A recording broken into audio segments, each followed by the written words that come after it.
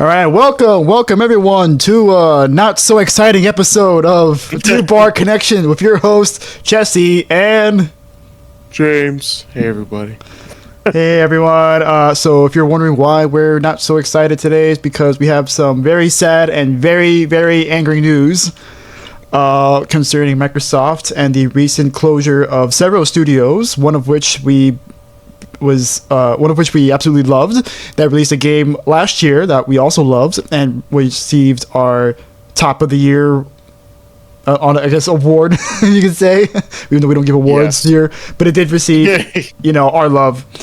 And beyond that, we have news with WB getting fucked with their Suicide Squad. We have a very weird story with the new hero shooter, Marvel Rivals, and the controversy surrounding their NDA requirements for their closed alpha. We also have some news concerning Square Enix and their studio reboot after Final Fantasy VII Rebirth and Final Fantasy 16 sales failed to meet expectations and carry the dead weight of all their bad investments. And then finally we have a lot of controversy surrounding Ubisoft and the newly revealed Assassin's Creed Shadows. Well, before we get into all that, how are you doing, man? Tired. I'm tired. I've been working a lot extra just to kind of make sure I have money left over in the bank, because the money's been a bit tight, so I just had to pick up an extra day, which kind of sucks because like picking up an extra day to make more money to have it is different from picking up an extra shift to make more money because you have something you have to pay. So I've been buying, because I've been going on vacation and I had bought the tickets already, and I think I told you, but like I got rear-ended, so my car's been in the shop, and I had to pay some of the, the deductible and stuff. So I've been a bit exhausted, but it's been okay though, because I have started watching Demon Slayer. I've begun my transition to becoming a weeb. So you told me. How are you liking it so far? Dude, I fucking love it. I'm still on season 1. I've been slow, but Tanjiro just cut the head off of the spider web lady. Yeah, that's where I'm at right now. Okay. Well, I haven't seen the show, so like I know who Tanjiro is, but I don't know Oh, anything surrounding the plot. And I yeah. know the show too. Yeah, actually, it's funny because I saw the scene where, or I saw the still that our chat uses for the reaction image with Tanjiro with the phone. Oh yeah, and it was in the first season when he meets one of the other main characters, and I actually laughed. I was like, "Oh my god, look, I was there." But it's really. Are you watching it sub or dub? Well, I've been watching it with a friend of mine, and she watches it dubbed. But I've watched my anime in subbed for a while. I'm just wondering. I prefer watching it in dub, but I'm just wondering if people prefer sub. Yeah, people prefer dub. Sometimes people just watch it as sub because they're like, oh well, it's just what's available, so it's just the first thing they pick. But what were you gonna say?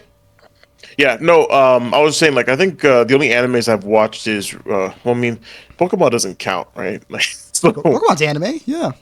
Yeah, but, like, you know what I mean. But I've only ever watched Pokemon and One Punch Man, and I've watched One Punch Man in sub, just because, I wanted to keep it as traditional to, like, the Japanese, language. Mm-hmm. And also I know that a lot of the times some of the jokes don't land when they're talking in English, but then again, like, it's already translated in like the subtitles, so it just depends. Oh, no. It is easy. What? No, continue. I'm sorry. Yeah, no. So, but however, it doesn't matter. I think no matter what, there's always going to be like some moments or like some Japanese phrases that just won't work in English, so they just make something up else. They just make something else up completely different. So. No, you gotta watch it in dub, man, because they got Max Middleman, your boy Ryuji, voicing him, and he's perfect. Oh, no way! He's fucking wait, perfect. in Demon Slayer? No, for One Punch Man. Oh, One Punch Man. Oh, really? Oh, then I gotta. Okay, then you know what? I'm gonna. All right then. Well, I've already seen it. I'm caught up with One Punch Man, and actually, I was really excited when they announced they're finally working on season 3. And yeah, I know One Punch Man. A lot of people didn't really like season two's animation style. They thought it was they switched studios. Yeah, they switched studios, which is not bad, but like it looked like half-assed compared to studio with the first season. And I've seen a few moments where they kind of just use like stills, whereas the first season they fully choreographed like fight scenes and stuff, especially the first fight between oh my god, I'm drawing a blank. It's been damn it, between Saitama and what's the cyborg's name? His quote unquote disciple. Genos? I forget.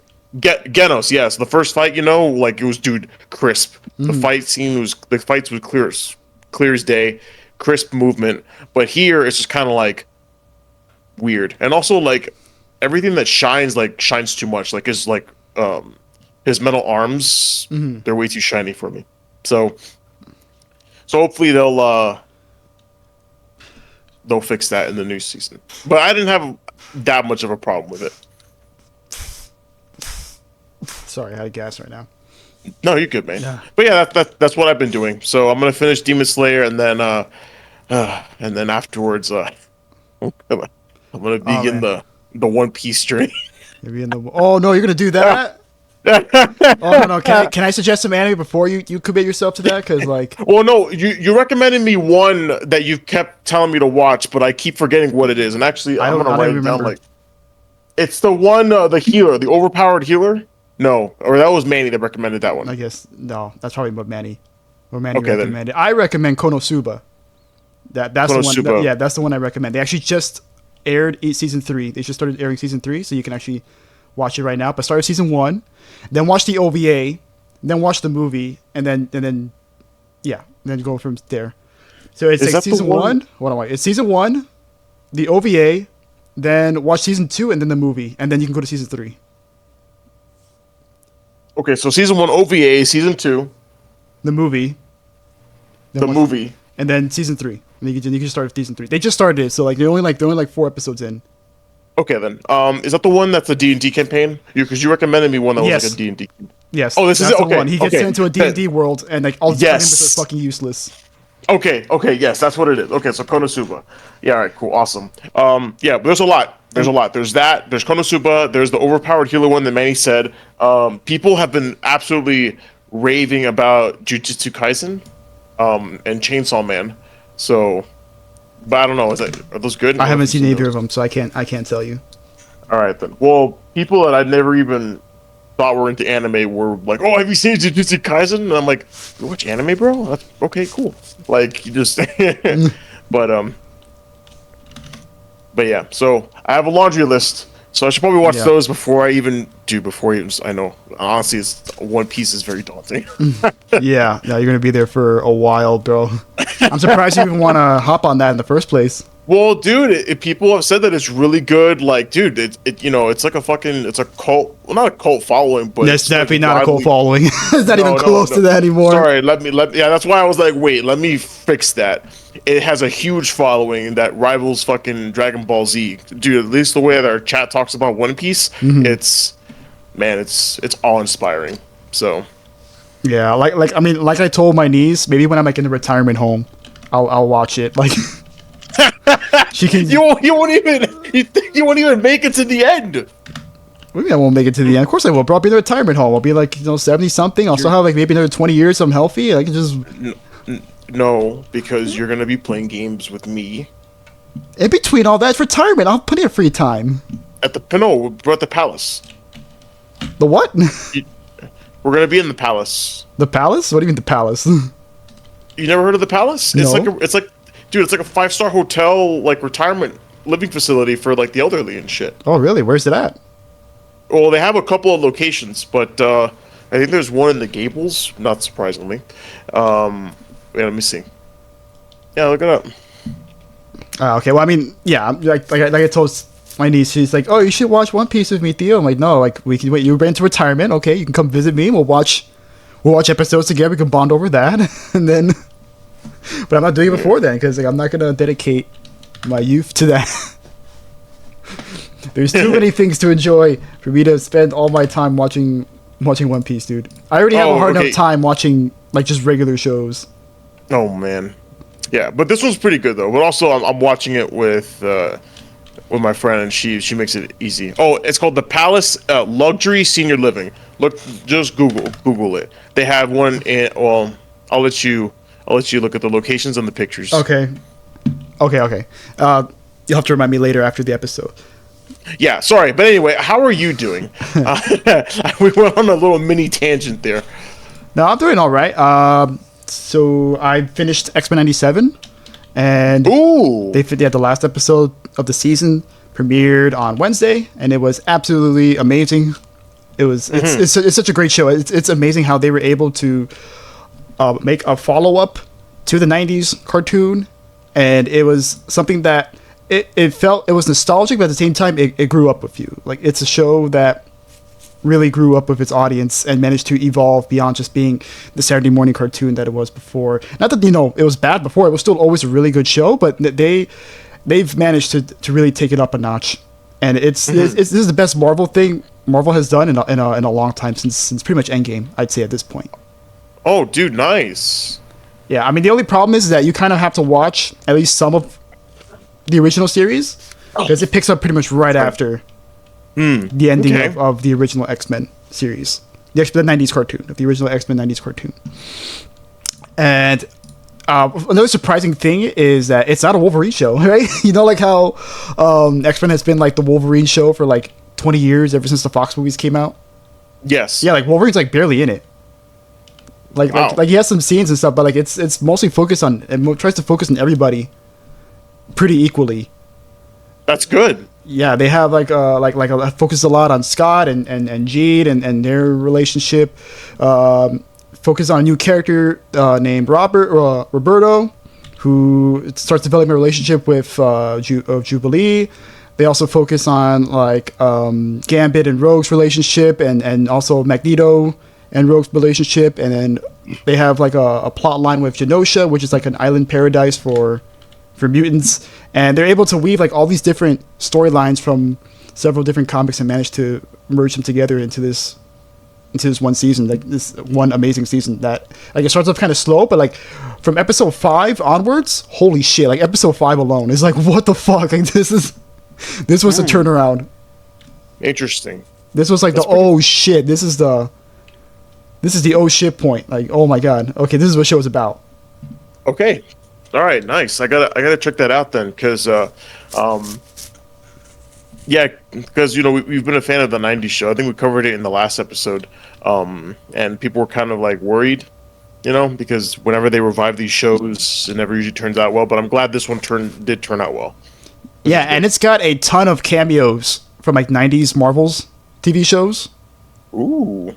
So I mean, I'll leave it for people to watch, but there's a lot of cameos.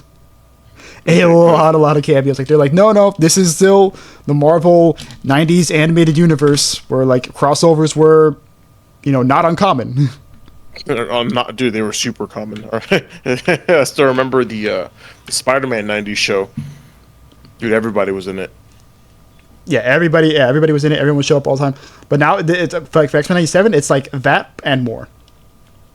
It's that and more. And it kind of, part of me kind of wishes, like, man, like, it'd be kind of cool if like they did like the equivalent of the DC AU, the DC animated universe, but like Marvel style.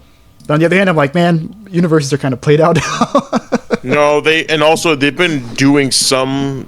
I think they revived Young Justice for another season, but I heard it was pretty mixed.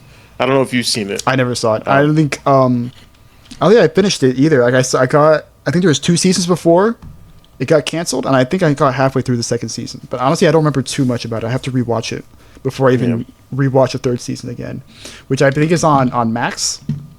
Yes. Yeah, it's all on Max. Yeah, stupid name, Max. I prefer HBO Max. Or just HBO. Like, it's all HBO. Like, just call it HBO. HBO's a fucking household name. Yeah, people like HBO. Yeah. But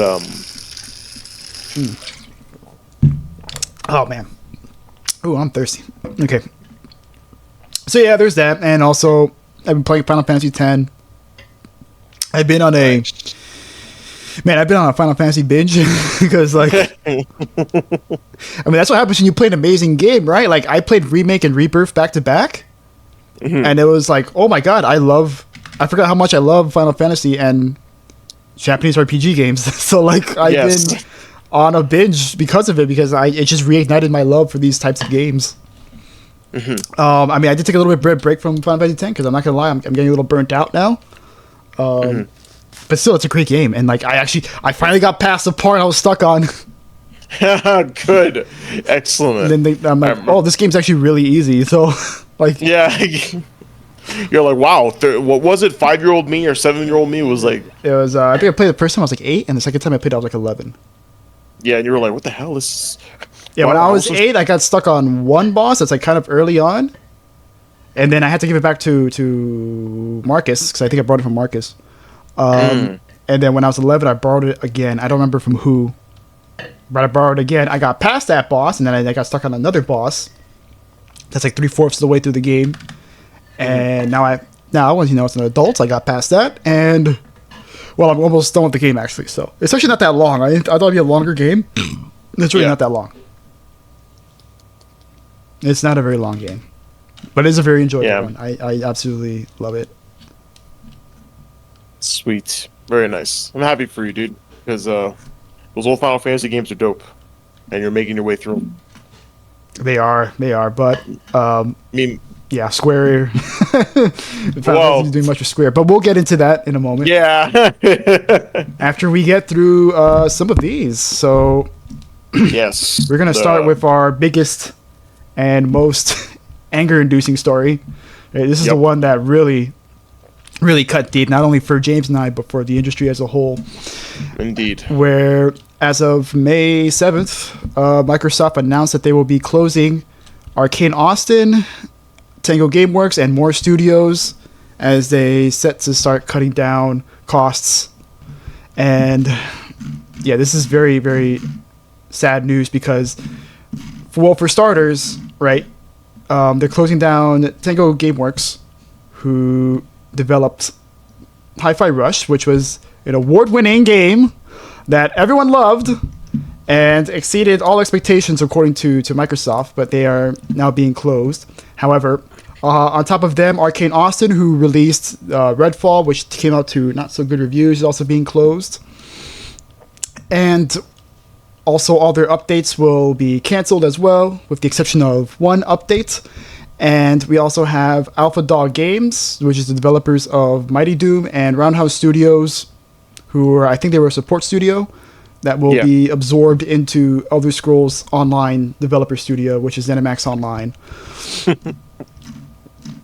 So this comes after Matt Booty, the head of Xbox Game Studios, sent an email where he says, we're going to have to make some cuts, right, so we can streamline our development processes and yada, yada, yada, whatever. So I'm not going to read the whole thing, but there is something to point out here, and that is, you notice how I said Alpha Dog Games? Yes. Yes, well, guess what Matt Booty called them? He called them Alpha Dog Studios, and then you know how I said Roundhouse Studios? Yeah. Well, Roundhouse Games. So, in his own notification sent out to his own employees, he couldn't even be bothered to get their fucking names right. And thank you, Matt Booty. Thanks, Matt. All right. And this also comes after Microsoft had already cut 1,900 jobs out of Activision Blizzard after the merger. And, obviously everyone is very sad, right? Everyone is sad and shocked and angry. Oh, whoops. Let me play that video. This damn video is hard to play. Oh, okay. So, as for Arcane Austin and Tango Works themselves, apparently Arcane Austin was working on an update where they were going to add an offline version of the game. And they were also working on Hero DLC. They were going to add new characters to Redfall. Mm-hmm. But obviously now that's not going to happen. And if you paid for it. Well, sucks to suck, buddy. Yep. You don't that DLC you paid for. Well, too bad you don't get it now because Redfall didn't do well. And this is why it's very important to not pay for shit that's not even out yet. Yes, do not. Yeah, don't pay for shit that's not even out. Now, of course, there was a development afterwards. Reports that there will actually be one final update, and it will include offline mode, and apparently like some quality of life changes and some reworking some systems that they were going to be doing. Yeah, they're going to revamp the neighborhood and the nest system, which I never played Redfall, so I don't know what that means. But if you are a Redfall player, at least you'll get that. There will be single player pausing. Ooh, a pause button. All right. Oh my god. Features, bro. And of course, you're also gonna be able to play the game offline because originally the game was always offline. Okay, so with all those with all those sad news out of the way, we now have the reactions, right? So all over Twitter, obviously, people are very upset. And shocked. They are royally pissed. They are royally pissed. And yeah, like there was one quote by the chief of Arcane Lion, which let me see if I can find it right now. Yeah, it's right here. I had it highlighted, but I'm just gonna show it here. So this is from Dinga Bakaba, who is the chief of Arcane Lion, and he is also, I believe, directing the Marvel Blade game that they're working on. And he says in his tweets, "This is absolutely terrible. Permission to be human. To any executive reading this, friendly reminder that video games are an entertainment/cultural industry, and your business as a corporation is to take care of your artists, entertainers, and help them create value for you. Don't throw us into gold fever gambits. Don't use us as straw men for miscalculations and blind spots. Don't make our work environments Darwinist jungles. You say we make you proud when we make a good game. Make us proud when times are tough. We know you can. We've seen it before. For now, great teams are sunsetting before our eyes, and it's a fucking gut stab. Lion is safe, but please be tactful and discerning about all this, and respect affected folks' voice and leave it room to be heard. It's their story to tell, their feelings to express. Inside basketball, but if I read immersive sim curse from the community, especially from a fellow dev, I swear to God, please let's talk about the real challenges instead of rehashing irrational anxieties of the past. Even more inside baseball, but with a very, very wide range, as a wise and sorely missed man said, please stop. Right. So, in other words, he's saying, hey, like, come on, man. Please. Like, throw us a bone here. Like, please don't treat us as... Yeah, of course. It's falling on deaf ears, unfortunately. Right. Yes.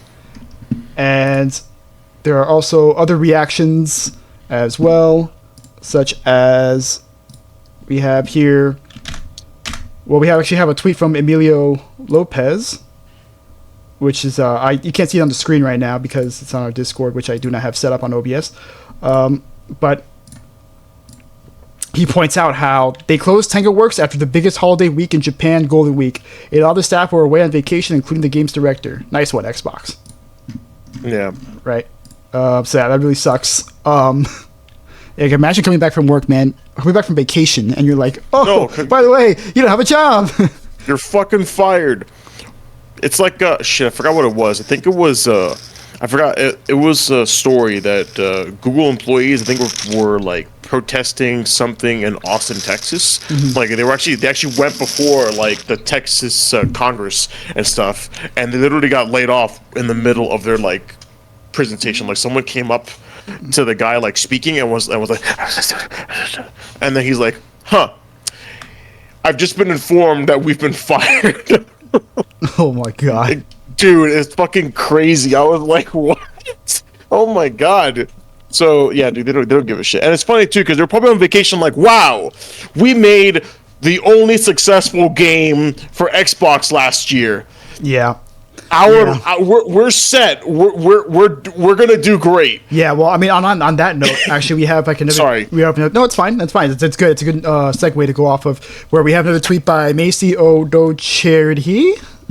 That she had a tweet that received over 52,000 likes, where she says, where she points out how things that will no longer keep you safe in the industry. A good game, a profitable game, a viral game, a big publisher, a small publisher, a big team, a small team, a rich parent company, an ethical parent company, experience, long hours and sacrifice, right?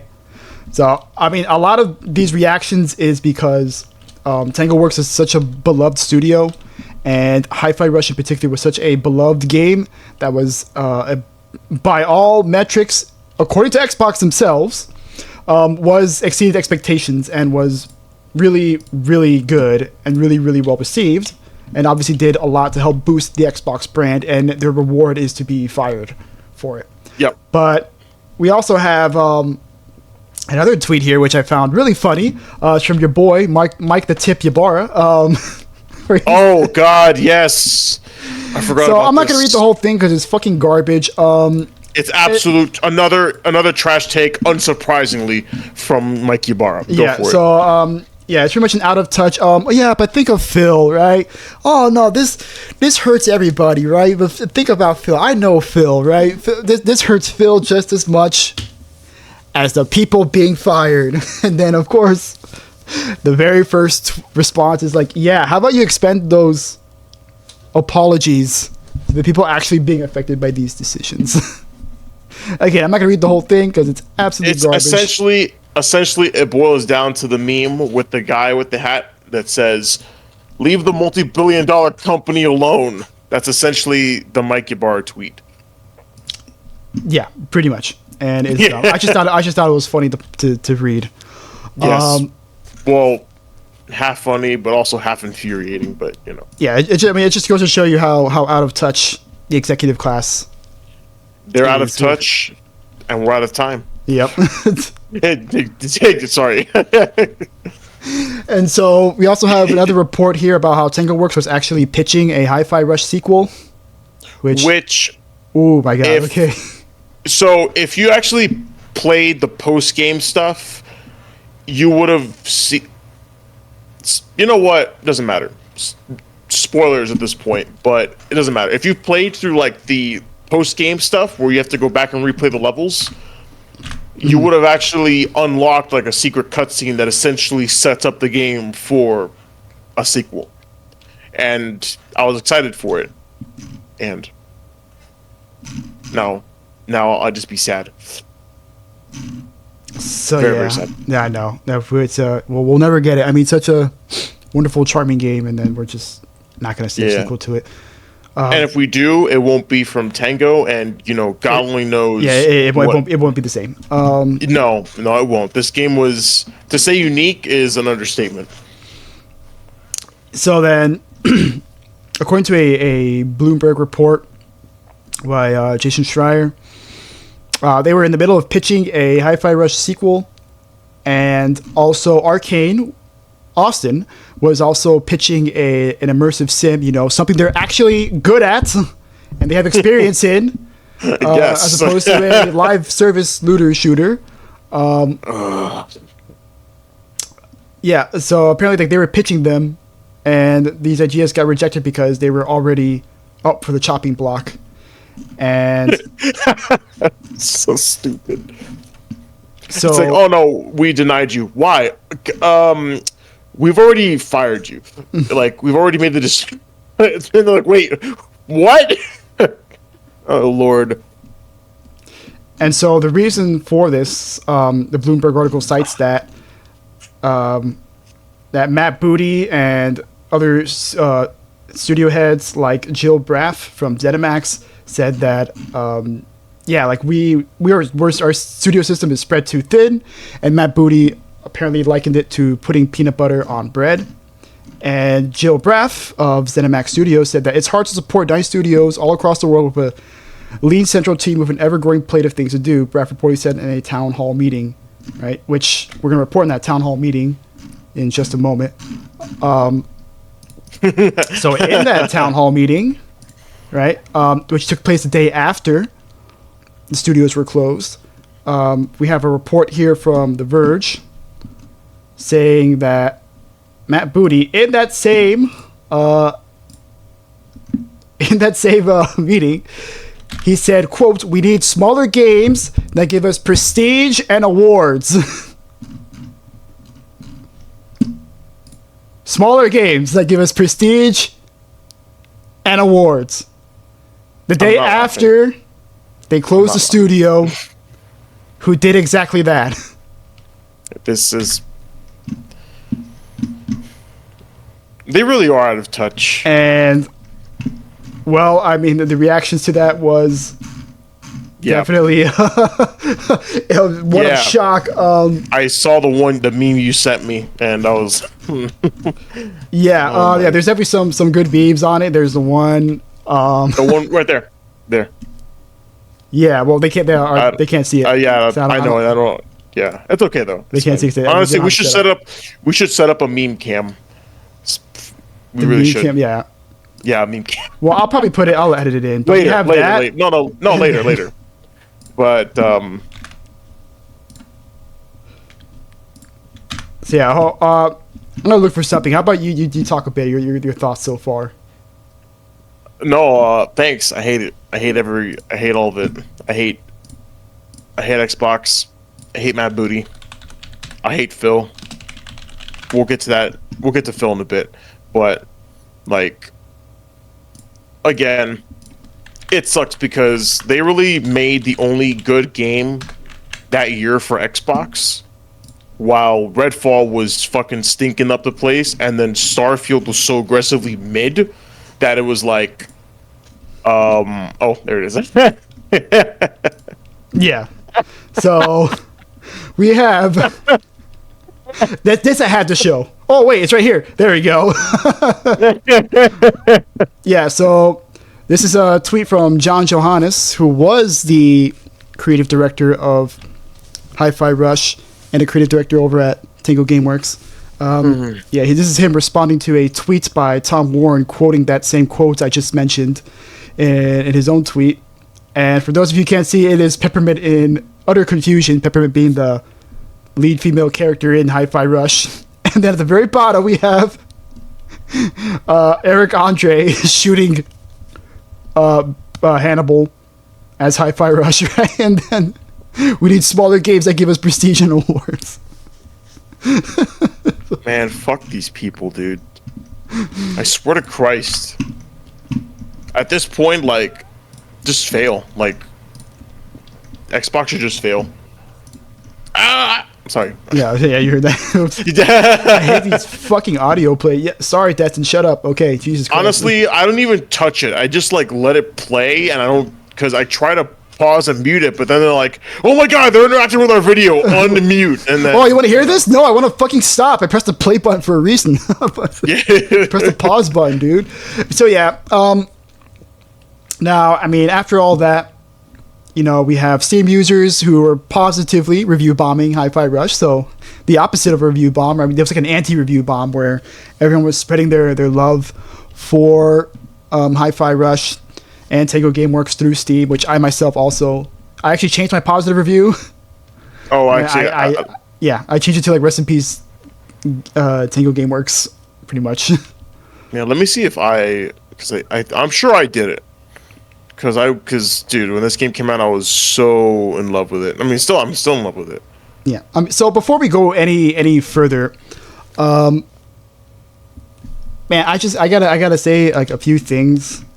Like, I gotta ask Microsoft, like what's the goal here? What is the goal? Like what is it you guys want to do? Because it seems like after this, all these, you know, cancellations and closing of studios, I'm just here scratching my head in confusion. Like what is it you guys want? Like I don't understand this, because for a longer time, right, they've wanted to get into the Japanese gaming market, and they're now closing their only Japanese studio. They want smaller games that give them prestige and awards, and they closed the studio that gave them just that. Yes. A smaller game that gave them rewards and was widely loved and helped you know, expand their repertoire and expand and really prop up the Xbox brand. Because, you know, Xbox, for the longest time, has struggled to have new IPs. It's been the meme where it's like, oh, like, Xbox is the Halo Gears Forza machine. Yes, that's it. Exactly. Yeah, all about graphics and, you know, fidelity, but no actual game to be had. Meanwhile, like, you think of PlayStation Nintendo, you think exclusives, right? Like Nintendo, you got Legend of Zelda, Metroid, Mario, Kirby games, Super Smash Pikmin Brothers, Pikmin, Xenoblade games, Bayonetta. Then you go over to PlayStation, you have Last of Us, Uncharted, Ghost of Tsushima, The God of War Infamous, series. the God of War series, the rebooted God of War series, where God of War pretty much just reinvented itself. Successfully, right? The like Sly Cooper, even though we haven't seen a Sly Cooper game in a long time, please give us Sly Cooper. No. Give us Jack and Daxter, bro, please. That's me, Naughty Dog. I don't think Naughty Dog's gonna do that. I don't care. I think we're more likely to get a Sly Cooper game. Have you played it? You should play a Sly Cooper game. Those games are awesome. I don't think I've played Sly Cooper. They're amazing. I remember playing the trilogy back to back one year. I think it was during the pandemic, actually. I played the trilogy back to back. But nice. I digress. Like, so like you get the idea, right? They have like all these amazing exclusives. Just recently, Stellar Blade came out for PlayStation 5. And then Helldivers 2 came out to be a huge smash success. Bro, huge. It is now officially Sony's fastest selling game of all time. That they're trying to kill, but Yeah, they tried really hard to kill, but now Microsoft swooped in to absolutely be like, don't worry guys, don't worry Sony, we got you. And then you have like who is it, Aaron Greenberg, right? In his tweet, there was concerns about how like people were worried that Hi-Fi Rush wasn't doing well because remember Jeff Grubb a while back said that it didn't make its money, and so it was like kind of in a bit of trouble. But then Aaron Greenberg goes on and says, no, it's okay, like it was a big hit for us and exceeded all of our expectations. We couldn't be happier if the team at Tango Gameworks delivered with this surprise release. And and remember, it reached over 3 million players within 4 months, which is a lot, like especially for a new IP. Yes, and not only was it a new IP, but it was a sleeper hit. This game literally had zero marketing behind it. It was spread solely through word of mouth. So whatever money they would have spent on marketing advertisement, they actually saved because they were like, whatever. Like this is literally our AA like indie. I guess would you call this an indie game or AA game? Nah, bro. They got Microsoft and Bethesda money behind them. No, it's not an indie game. But they didn't. It has like an indie-ish feel. The game has money behind it. It just doesn't feel like this big Hollywood blockbuster game that we're used to when it comes to the AAA games. It has like its own like small charm to it. It doesn't feel like it's trying to be bigger than what it really is. It has a very specific thing it wants to do, and it does it really, really well. Yeah, I agree with that. That's why I thought like it wouldn't be like a AAA game because they weren't, like I said, there was no marketing behind it. Like the Xbox team really thought that this was just going to be like it's just something that we'll just throw on Game Pass for people to mess around with. It wasn't being pushed heavily like Redfall was or Starfield. Which irony is palpable here, but yeah. So so you close Tango Gameworks, and we're all confused here. And like I said, like what is the goal here? Because with Arcane Austin, you can somewhat understand. Like they made Redfall. Redfall was a terrible game, and then Prey apparently didn't do very well either. But at the same time, I had to like say that it wasn't their fault though. Like Prey was kind of pushed onto them after Bethesda tried to pretty much engage in a hostile takeover with the original developers, Human Head Studios, and it was pretty much forced onto Arcane. And Arcane tried to make the best of a bad situation. Like, okay, we have this IP that we don't know anything about and has a lot of like bad juju around it because of all the controversy surrounding it. Because, for those of you who don't know, real quick, I think I've said this before, like an episode way back when, but essentially, Prey 2 was originally going to be a sequel to... Prey, the one that came out in 2017, was originally Prey 2, and was going to be a sequel to Prey, the 360 game that came out in like 2005. I know this is really confusing, but... And essentially what happened was Bethesda really wanted to buy Human Head Studios, and Human Head really wanted to stay independent. So eventually, over time, Bethesda stopped giving them money, and they said, "Okay, we'll give you money if you come work for us." And Human Head's, "Fuck you, we're just gonna stop making it." So they just gave them the IP and just said, "Do whatever you want with it, and we're just gonna leave." And so then Bethesda gave it to Arcane. Arcane, did what they did with it. And the game obviously, like, it was really, really good, really well received, but it just didn't sell well for whatever reason. Then Redfall comes out, and Redfall is yet again another game that is kind of pushed onto them, where, like, they're making something that's outside of their wheelhouse. This is an immersive sim studio. Like, what are you doing making an always online multiplayer looter shooter game?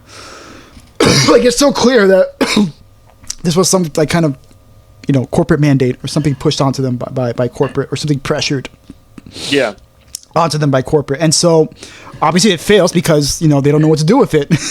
And then the reward is to be fired for something that was pretty much outside of their control. They were just following orders. Yeah. Now, I can't speak on Roundhouse and Alpha Dog. I think those are like support studios, so it makes sense that they get consolidated. Those people really don't lose their jobs. Most of them, at least, hopefully. They just move to a new studio. Yeah. But, like, in the case of Arcade and especially Tango Works, it's heartbreaking to see that. Like, to essentially lose your job or something you had no control over the decisions of your bosses, pretty much. Yes. Any thoughts? Any so far? No, I mean, you hit the nail on the head. With these studios, like, it makes sense for Arcane Austin because they made bad games and that's why they got shut down. But of course, if you delve into it, it turns out the games that they made that were failures, they didn't even want to make in the first place because that's not the kind of games that they're used to making, or something, or at the very least, it wasn't like hey, this is outside of our wheelhouse, but we want to try and make something different than what we're used to. No, it's not anything like that. It's literally the politics of executives playing doing a pissing contest with each other, and then these poor people pay the price. But of course, with Arcane, they can hide behind the fact that these studios didn't meet expectations, which clearly they didn't, but there's more to the story. Hi-Fi Rush, however, and Tango Gameworks, there's absolutely no reason why this studio should have been closed. It was unexpected. It fucking sucks the way they did it, while the director was literally at Golden Week in Japan. Like, it blows. And you want to know what else is interesting? There was a story we were going to cover last week, but I decided to cut it at the last second because there was just too much shit. And it was an interview with Shinji Mikami, who is the founder of Tango Gameworks. And in that interview, I forgot what outlet he did it with. It was a Japanese outlet, and it was translated by Automaton. And in it, he said that, I started Tango Gameworks because I wanted to foster a place where new, young, creative talent could make the games that they want to make. And then I was going to leave. Like, his plan was always to leave. But he had like obligations with like other projects. He wanted to see them through before leaving. But his plan was always to just start the studio, get a bunch of great new talent, and give them the space to make what they want to make, and then head out. Which is kind of in what he does, because he did the same thing with Kamiya and Resident Evil 2. Like, he has a reputation for being the guy that likes to prop up other talent. Like, he'll do something. Like how he directed the original Resident Evil, and then Resident Evil 2, he said, "All right, I want someone new to take over. I want to teach him how to make a game." And that's what he did with Kamiya. And then Kamiya eventually went on to make Devil May Cry, and then Bayonetta. He went to Platinum Studios, started Platinum Studios, working the Bayonetta games and stuff. And, dude. And I'm sure there's other people that Shinji Mikami has helped prop up, but I can't remember off the top of my head. I know Kamiya is like the most high profile one I can think of. I'm sure he's left a trail of successes in his wake, like people that have become successes, not just games. So, and it's cool that he did that. Now imagine you're Shinji Mikami, and you see the studio that you helped build up for the sole purpose of bringing up talent is now being destroyed in the blink of an eye because they did their job. I imagine he's not very happy about that. Yeah, I mean, assuming he even like knows what's happening, because like Microsoft isn't exactly in the cultural sphere of Japan. But still, you know, I'm sure he likes to keep tabs on his creations, quote unquote, and see how they're doing.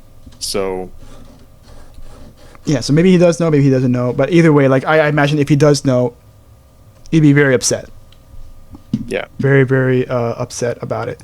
And there was actually like a cover piece also that I it was very long, so I didn't really have time to like highlight it. But there was an article by Game Informer. I'm just gonna briefly cover it. So it's a very interesting article. It's about the life and career of Hi-Fi Rush creator John Johannes, right? And it's about, so this is him right here. Yes. And he is the, like I mentioned earlier, the creative director of Hi-Fi Rush and also director of Evil Within 2 and also the Evil Within DLC. So, I mean, it's very long. It's very interesting to read. I highly recommend you guys read it. But pretty much, he got into Japan through the JET program. And then from there, he decided to stay in Japan. He worked as like a translator, and eventually he got an interview with Tango. And even though he had no experience, Shinji Mikami liked him so much and thought he was so passionate that he brought him on anyways. And he worked as like a level designer for the Evil Within originally. He didn't know what the fuck he was doing, so he had to like learn from scratch on how to do it. And then eventually he was promoted to director for the DLC, and Shinji Mikami like helped him out with that, and also helped him out with Evil Within 2 when he got promoted again to direct a full-on game on his own before he was given reins on Hi-Fi Rush, which he pitched on his own. So like you can see, it's kind of like a rags to riches story, right? It's something very, very unheard of, right? For someone with like little to no game experience to make it so high up and be so successful at it as well. Because he also not only directed the game, but he also wrote the game, and the game's hilarious. Like, yes, dude. I love the writing of the game, and it's kind of ironic how this is a game that spends so much time parodying corporate culture. Like, and then they get so like the whole game, is this one big taking the piss out on corporate culture and like how they manage things, and so yeah, that's that article. It's from Game Informer. It's called "The Life and Career of Hi-Fi Rush creator John Johannes." Damn it, it's so hard to say. Yeah. But really cool guy. I hope him and everyone at Tango Works, finds future jobs somewhere, because they're too talented for their talent. Or just band together and start their own studio. So then we now have more coverage, right? So from here, right, we have the aftermath, where of course everyone's really mad, right? Everyone on Twitter's really mad. Everyone on YouTube, you have a lot of YouTube videos of people being really pissed, expressing anger and confusion over all the hypocritical statements that Xbox has been making, all these contradictory statements and broken promises that they have made. And it has spawned an article here from Kotaku titled "It's Time to Stop Giving Xbox Boss Phil Spencer a Pass," which I think at this point, I think we can all agree. Like, this is the straw that broke the camel's back. Yep.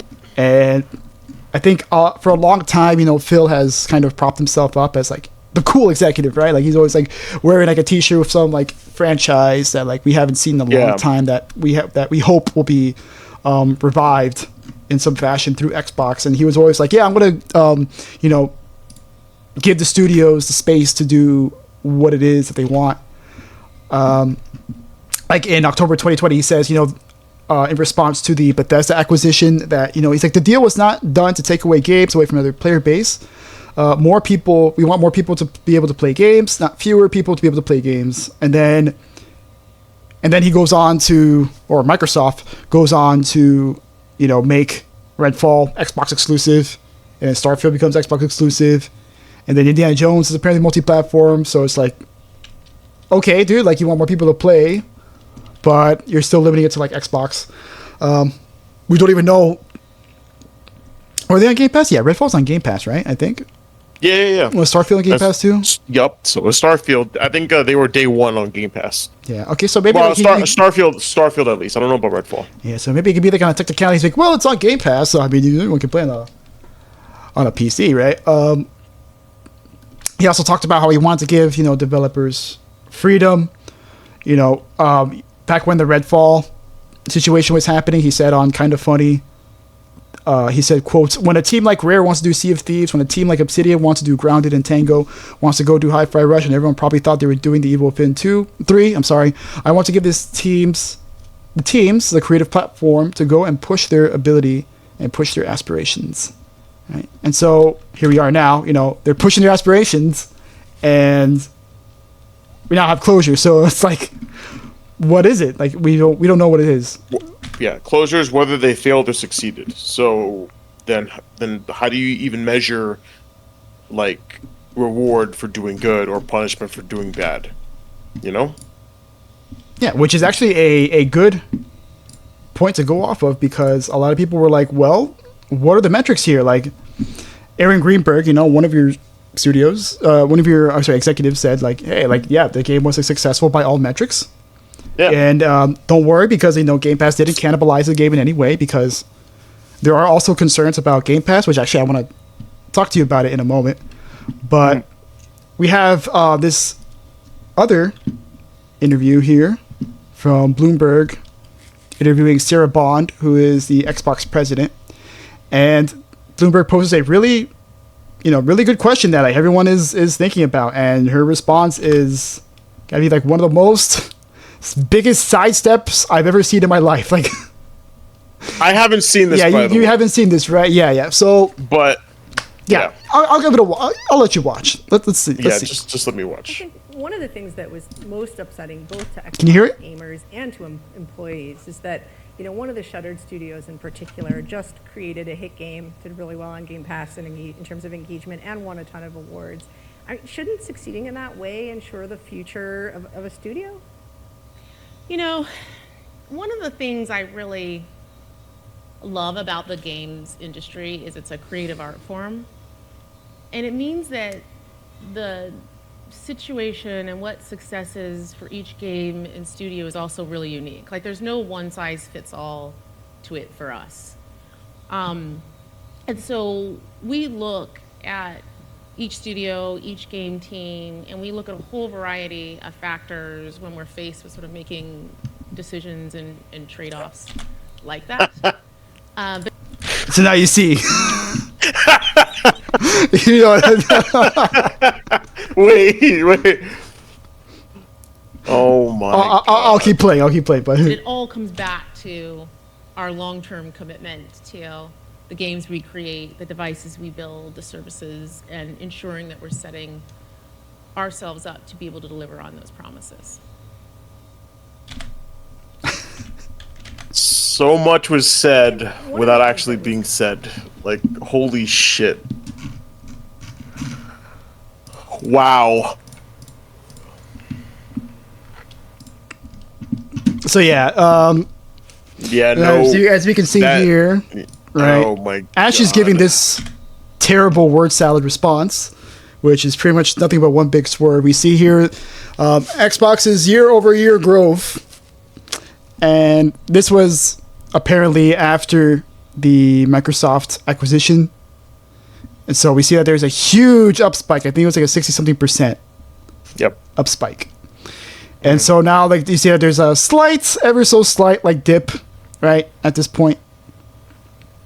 And then she's pretty much just there being like, yeah, every game, we have different metrics for everything. And then, yeah, it's the creative industry is so cool because of that. I was like, what the fuck? Okay, so then what are the metrics that they failed by? Like, I think that should be the follow-up question, right? Because clearly they have metrics as shown by this fucking bar graph. So clearly they have a measurement for success. And traditionally in business, when something is well received by the consumer and has won awards and has made money and has been engaged with, how did it fail? Because did it fail because the game wasn't good, or did it fail the way Final Fantasy 16 failed because it didn't meet your specific estimates? Like, you pulled a Square Enix, essentially. Like, tell us what happened. Well, yeah. So the thing is, like, there's no way to answer this question without saying like evil, like an evil corporate person that you are. So obviously she's gonna sidestep it as much as possible. But if you want the answer for like what metrics they're going by, yeah, look at that bar graph, and there's your answer right there. Yeah, they're trending, but again, they're trending downward because of the decisions they have made. Well, I mean, also because it's unsustainable, right? Like you can't grow forever and ever. That alone is a huge, spike. That's an unprecedented spike. Obviously, it was going to normalize at some point. Yes, but we can't have that, right? Yep. Line must go up. That's what it comes down to. Line must go up. So we have her saying that, and then before that, they asked another question, but I couldn't find it, and her response was just like, "Oh yeah, like but the Fallout series, like I forgot what the question was, but she pretty much just sidestepped it again by saying like, oh, like we have like these cool things that like I really like and that other people really like, and I wish I could find it right now. They're probably gonna kind of cancel that too, whatever it is that she likes." And she was all like, "Oh, we have all these cool products coming up, like Indiana Jones and shit." Like pretty much just like get excited for product. Don't ask questions. Get excited for next product. Wait, man, I forgot what it was. I forgot who said it, but they're like, consume. Don't ask questions. Just consume product, and then get excited for next product. That kind of shit. Yeah, Red Letter Media, I'm pretty sure. Yeah. I think it was someone on Red Letter Media that said that. Yeah, but dude. But like you said, it's not sustainable. But again, they consciously made these decisions, and again, these decisions that fucking cost people God knows how much money and gets studios closed and gets people fired.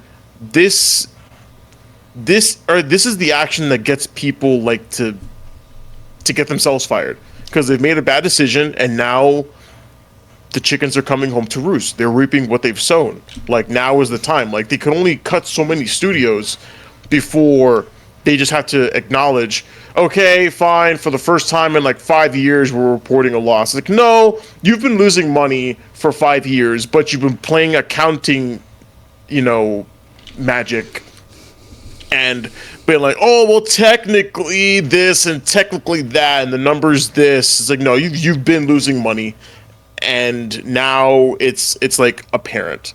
And you trying to sidestep the issue just makes you look stupid. But again, another instance of corporate executives not facing the consequences of their actions while everyone else has to foot the bill. And it's happening way too often.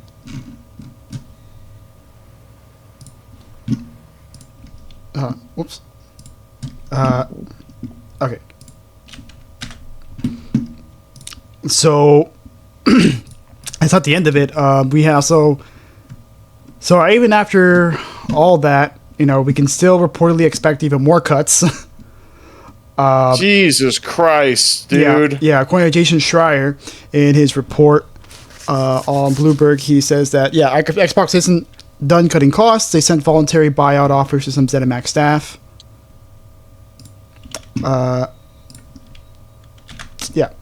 He also poses the question of why were Arcane Austin and Tango Gameworks closed, bad timing perhaps, and Activision's purchases ramped up scrutiny on Xbox and much more. So actually I actually had his article here as a source, but unfortunately you have to pay for it. I did take screenshots of it, so there is that. Don't press play. Yeah, I'm not pressing play. I'm not pressing play.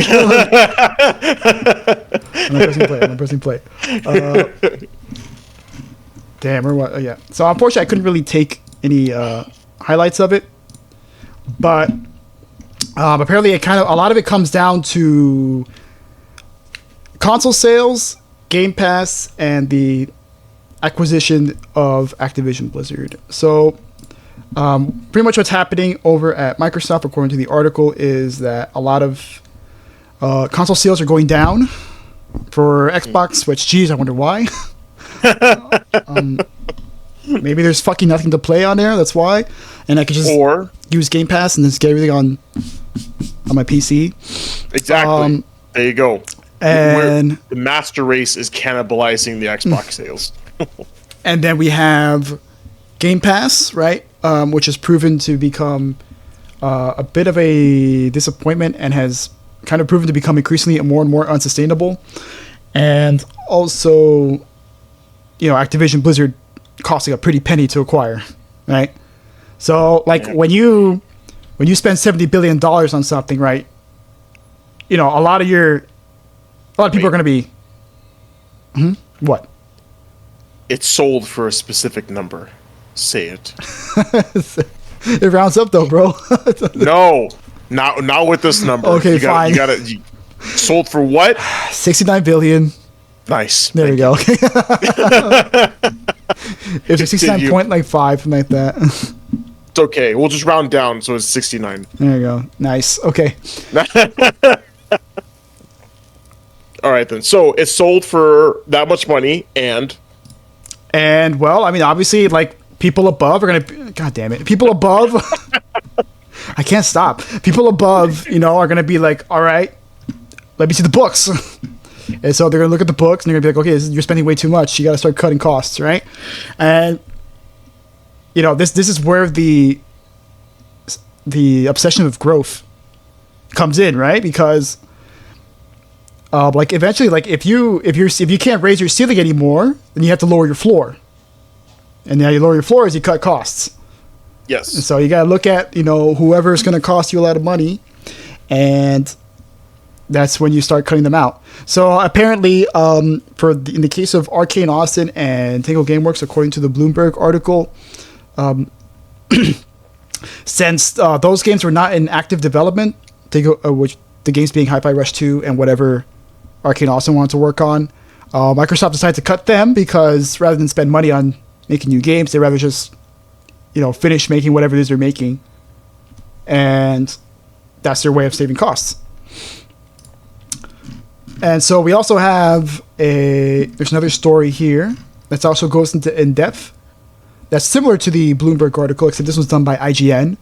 And this one is actually conducted by Ryan McCaffrey of IGN, and he actually interviewed two former Xbox employees, who, of course, were anonymous.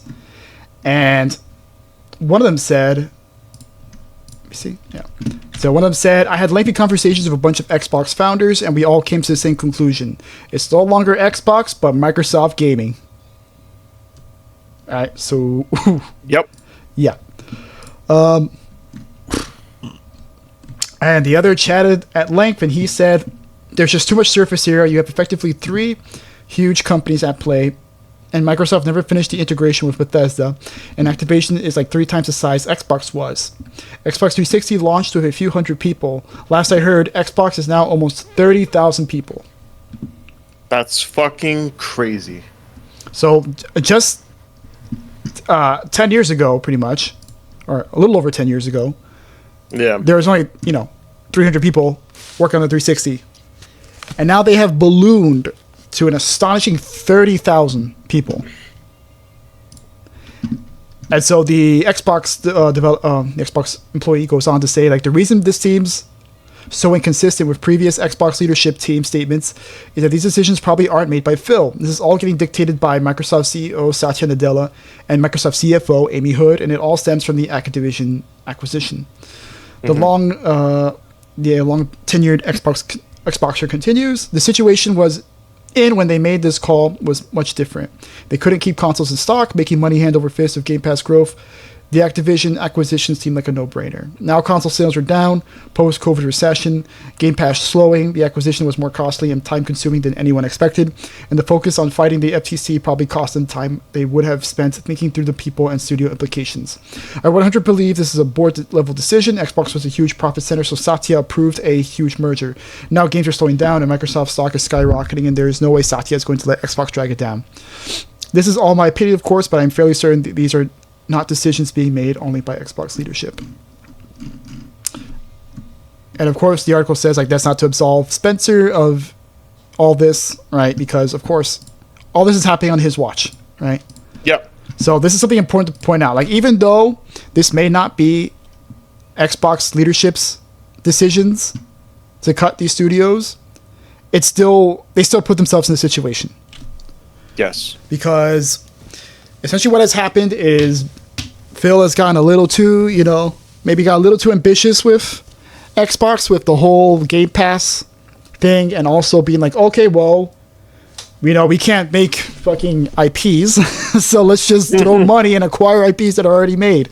And so he spent all this money, and as a result, the Eye of Sauron over at Microsoft is now been watching over Microsoft and going like, big cuts. Right?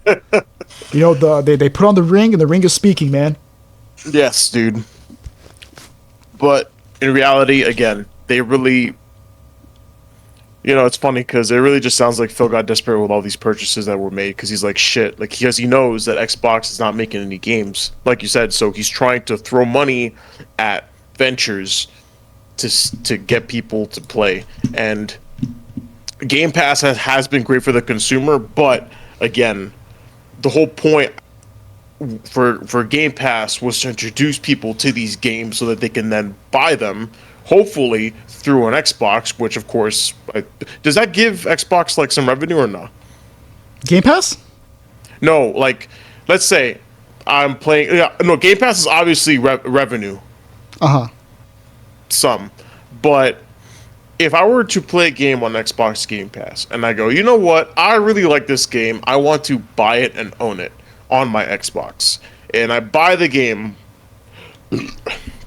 through Xbox, like for my Xbox, does Xbox get some of that percentage since it's on their platform? Yeah, of course. Okay, so I thought that was the point of Game Pass, was to introduce people to games that they can try and play, and if they like it, they can just buy it, But, like, a glorified demo, but that lets you play more than just, like, 10 seconds. But, honestly, that would be better for them. But I guess he really just wanted to be like, no. It's like the Netflix of gaming, You pay a certain subscription fee and you can play whatever you want and then put it down and play something else. And it's like, well, I don't know. Well, I mean, see, here's the thing. Like, the Game Pass, the idea of Game Pass and the idea of a Netflix for games, that idea in and of itself, a lot of people are saying is unsustainable, right? Because then, yes. Why pay for a game? I could just pay $15 a month and pay many games as much as I want from beginning to end for only $15 a month. Like, that's a fucking steal. Yes, dude. And yes, in a day and age where I have to shell out $70 for a game for like however long it is, I could just pay $15, get the game on there, and then play the shit out of it. And on top of that, there are certain publishers now that are taking that approach, like Ubisoft Plus and EA Origin. They have their now they have their streaming services for their own games. So, like, if you want to play Assassin's Creed, the new Assassin's Creed, you either buy it for $120 or $70, or you can play it on the Ubisoft Plus for $17 a month, and then they won't even have it on the Xbox unless you pay for it, obviously. So there's also that too. That it's kind of like what happened with Netflix. They were the streaming service, and now there's like fucking 20. Way more than 20. Dude, I feel like more than 20. Dude, I feel like every time I wake up, there's a new fucking streaming service. and you want to know what's funny, dude? Like, it's all unsustainable. It is. All of it is unsustainable because most of these streaming services are just money sinks. Yep. Because maintaining that much data is crazy expensive, and subscriptions are not charging enough to make up for that. Yep. Which is why we see all these price hikes happening, because they can't keep up, right? Like, that's why, originally you could pay like, what was it, like $10 for Disney Plus, and now it's like 15 or something like that. Mm-hmm. And it's going to keep going up over and over again. Even Microsoft themselves are debating increasing the ultimate price for Xbox Game Pass, because, again, all this data, managing all this data is very expensive. And you not getting $70 a pop for a copy is also costing you a lot, because you're only getting 15 every time. Yes, absolutely. Whereas you could have gotten 70 if you made some games. Like you made like 2 or 3 games, or at least 2 games a year. Each game 70 a pop. You know, you get one, Joe Schmo who, buys those Don't 2 or say- 3 games. He 70, 140, 210. Like you get 210 out of him for the whole year, as opposed to Stop however many. saying $70. I don't want that to be the norm. Stop it. It's too late, bro. Well- I already paid 70 for Rebirth, so That's different, though. That's different. I mean, the yes. game was clearly good. I mean, it was one of the greatest games of all time. So I mean, Well, then there you go. But yeah, dude. No, and also, yeah, everything is getting expensive. But what these companies fail to realize is the consumer is now getting more frugal because everything is expensive now, and games are now fucking getting a price hike. So, what are we gonna spend our money on? What we scrutinize the most. So now we're gonna look at you funny and be like, listen, everything's expensive now, and now you're raising the price on games. So I don't want game crashes on launch. I don't want always online. I don't want to have to fucking wait years for a pause button like the Redfall shit that's been happening. Like, what the hell? And then there's indie games coming out for fucking $40, like Helldivers and Hi-Fi Rush, and also Deep Rock Galactic. That was not a $60 well, they're not game, indie right? games, but they're smaller in scope. Right? They're small. You know what? When I say indie games, I mean games that are not triple A or quadruple A. You know, they're smaller games that have smaller price tags, but they deliver a lot more entertainment for the consumer than a fucking Call of Duty or a Battlefield or, well, Madden. But I don't consider that a fucking game. But people are getting more. They're getting more. What's it called? Smart with their money. They're getting more frugal. You know what? Yeah, frugal. Frugal is the best way to put it. Mm-hmm. So they're getting more frugal, and so they don't want to pay $70 for a piece of shit. And now, like I said, games are coming out that are way better than the $70 games for $20-$30 cheaper.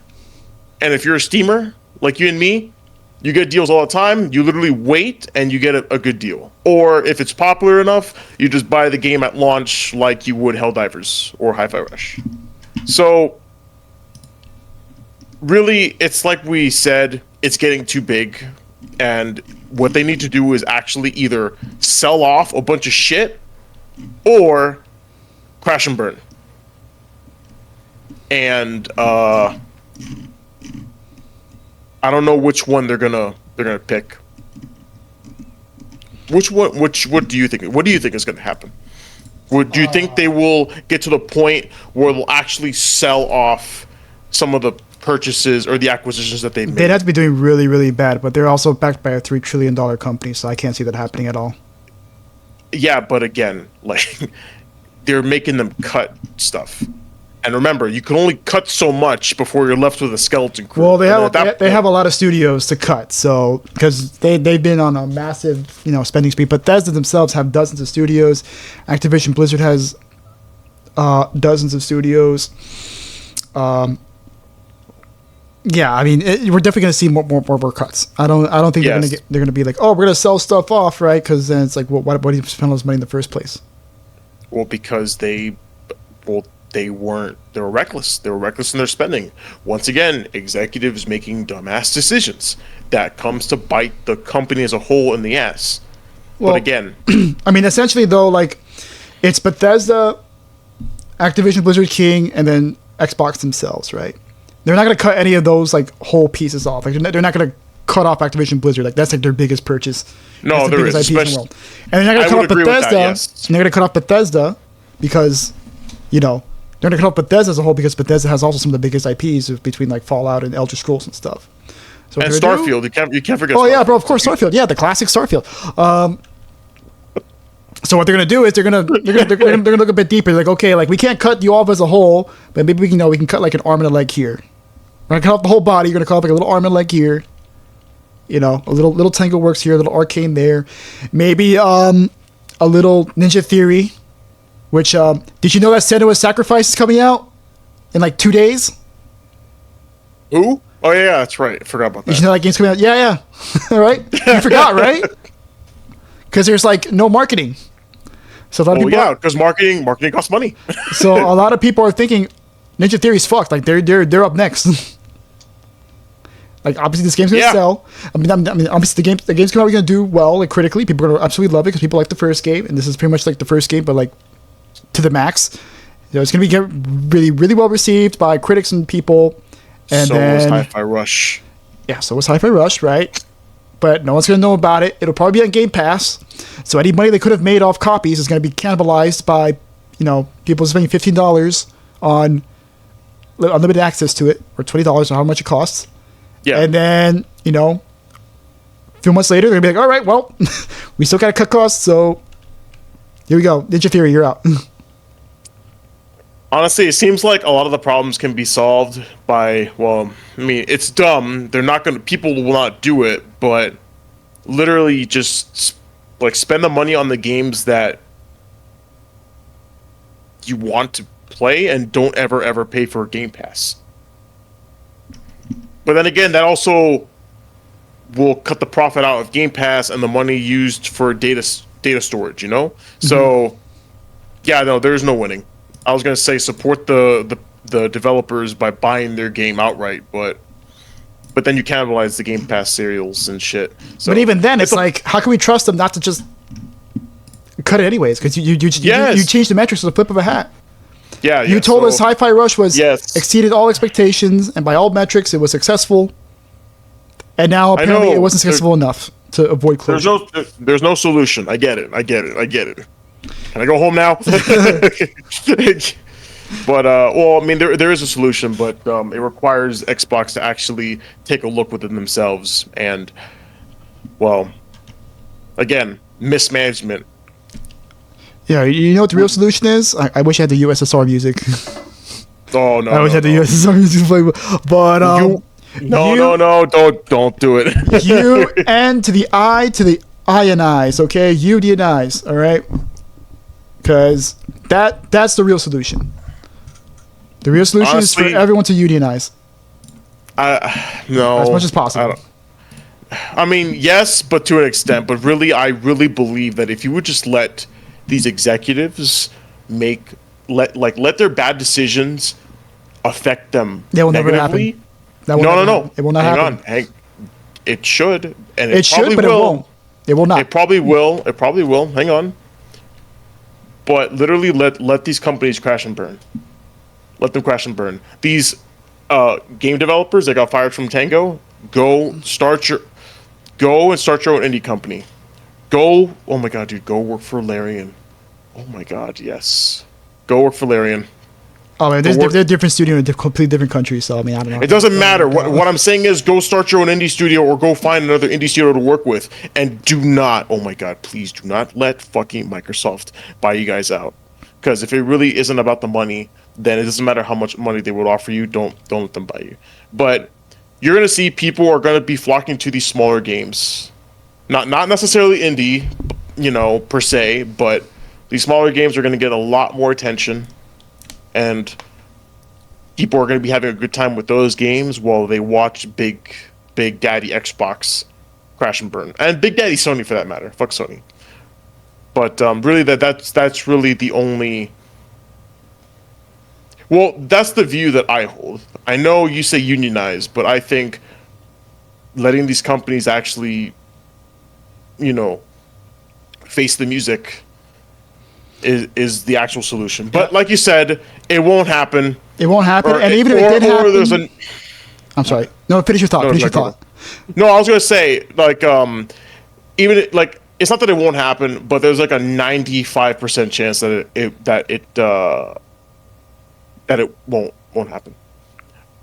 Okay, yeah. So I mean, the problem with that idea is that even if it does happen, by the time it does happen, there's going to be a million bodies before then, right? Like, if I really, yeah, go ahead.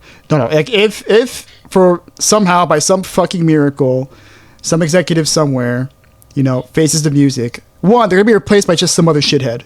It's not going to matter. All these people are cut from the same cloth. See Activision Blizzard. Literally, Blizzard. Literally, person that replaced him was literally the executive assistant to fucking Bobby Kotick.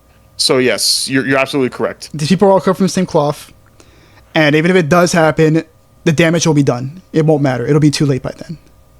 Yeah, And that's what I'm saying, man. When you unionize, right, you bring ammo to the table, right? You got stuff to protect yourself with. You guys group up together, okay, and you fight together for your rights and for have a good working space and good working conditions. I really wish I had the US. I think I'm gonna put it in post, bro. yeah. You think you'll probably have to I'm gonna put it in post. But honestly, also let these companies fail and just look towards smaller games, because the demand is there and demand is actually increasing. And then when people,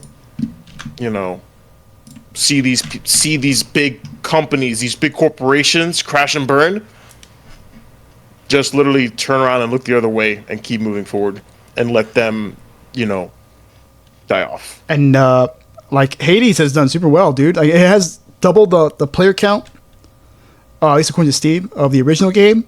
And Ooh. the original game actually saw an uptick in player count too, and actually broke its own records as well.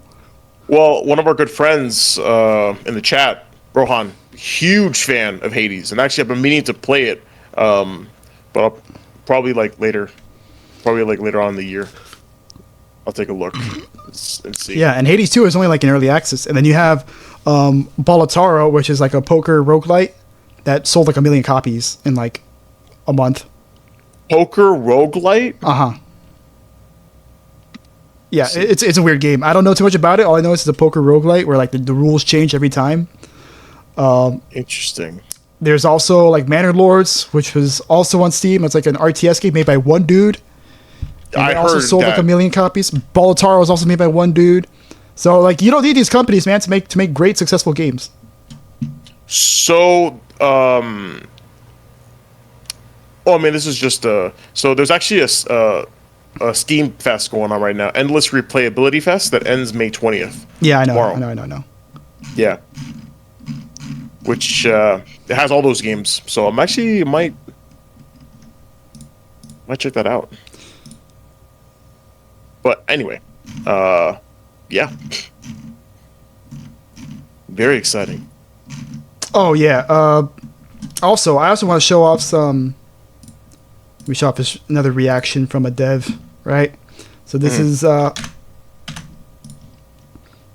tweet from Kazuhake Igashira, and this is in response to the review from the Sarah Bond and Bloomberg, where he shows off all the awards that the game won. This is in response to Matt Booty and Sarah Bond's quotes and all their words and discussion and responses to the matter.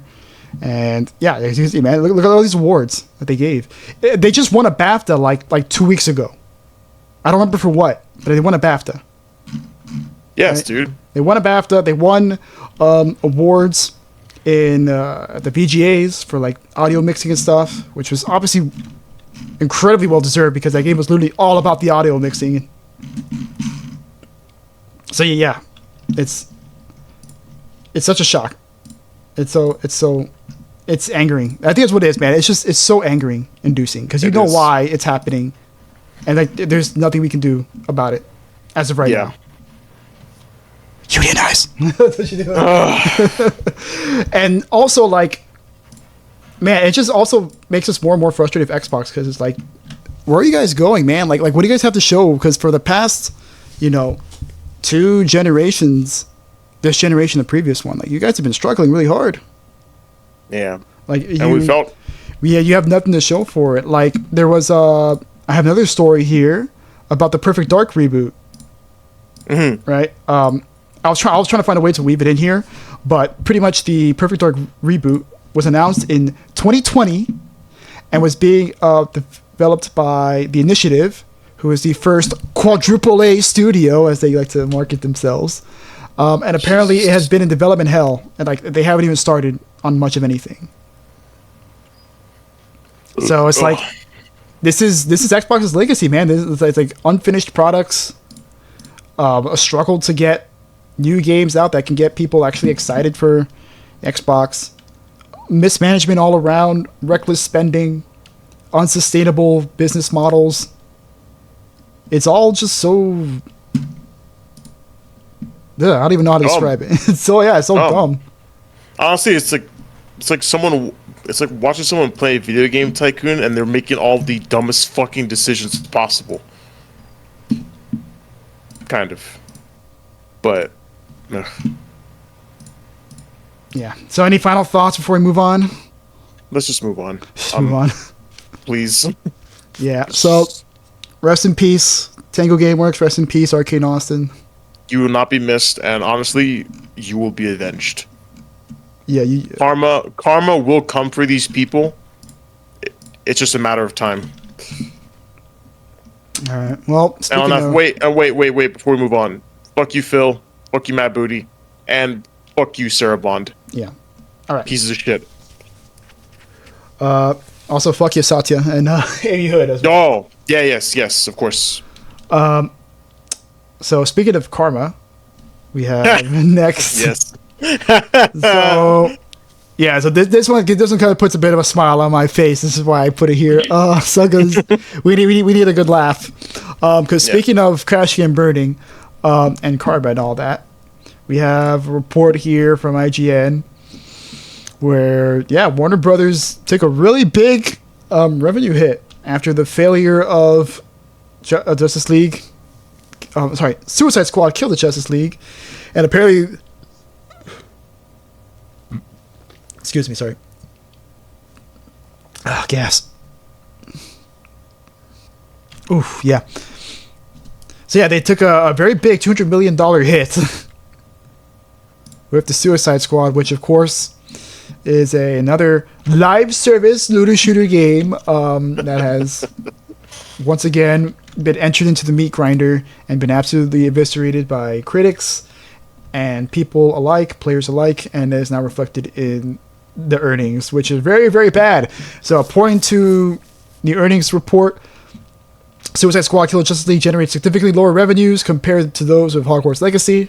So, wow, would you look at that, bro? The live service game made less money than the dedicated single-player game.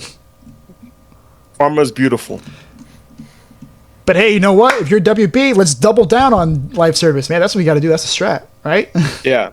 Yeah, so it turns out, it was a big revenue hit. This live service thing isn't working out, but we're just going to keep making more of that. And in fact, we're going to take the one good game that we had last year, and we're going to turn that into a live service. We're literally going to take all of the horrible shit about the game and leave all the good stuff behind. Corporatism 2024. You'd love to see it. Yeah, great strat there. So yeah, of course, the game is garbage. This game's goose is cooked, man. I remember we said an over under for a year, and you're like, yes. yeah, under. And now I'm kind of like, yeah, it's probably under at this point. Well, I think the last active player count was like 52. Wait, let's see right now. Oh, there it is, right there. 132, sir. Oh, well, it was 52. Oh, that's 14 minutes ago. Okay, 24-hour peak at 146. Jesus. Yeah, so 132. We got 132 people here. Oh boy. Oh boy. I'm sure that's very happy 132 people playing the game right now. Yes. So yeah, there's not much to say on that. It's just get fucked. Yeah. Yeah, right? Get fucked. Get fucked, WB. We needed it. We needed a feel good, and this was our feel good. Yeah, this is our feel good. Get fucked, WB. Get fucked, David Zaslav.